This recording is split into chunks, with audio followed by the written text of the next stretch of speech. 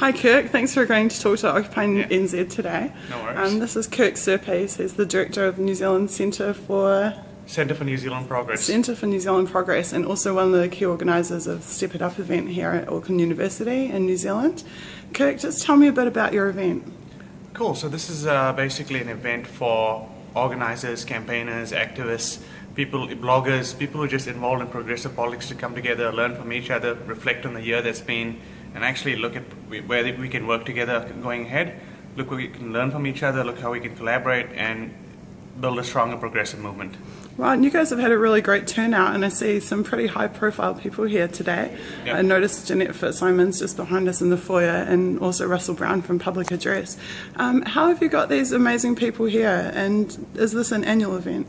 It's not an annual event. It's the first of its kind, I think, for probably a long time, at least in my recent memory. I don't think many people have had a multi-issue progressive gathering. And I think we just recruited them via Twitter, Facebook, email, and just a lot of people going out there and promoting the event and getting people along. And some of them came through because we just invited them to run workshops, so then they had to come here. But there has been a great turnout. So how many workshops are there over the course of the weekend? About 16. Wow. Yeah. At 2 hours apiece. Yeah. Well, actually about 1.5, some are 1 hour. They're not actually 2 hours, so it just says, about 16 workshops and a couple of 3 plenary sessions. One with Nikki Hare, another one with Nikki Hager, and one with Charles Eisenstein. Oh, that's fantastic.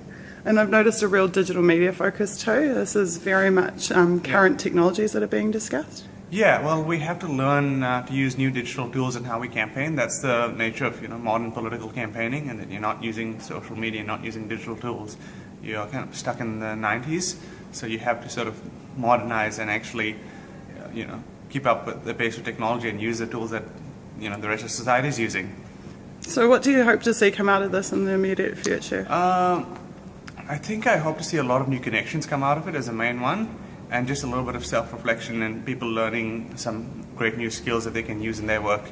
In the long term, I think I'm trying to build a stronger collaboration across issues and across parties and across just ideologies, where we actually learn, see that everyone else has something to offer. The community organizers can learn something from the digital organizers and vice versa.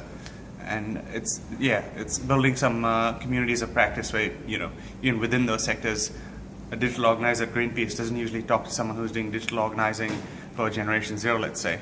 And it's about time for them to talk to each other and learn from each other and actually create some communities of practice. Oh, that's awesome. Thank you so much for hosting this event. It's been a pleasure to be here. Cool. No worries. Thanks.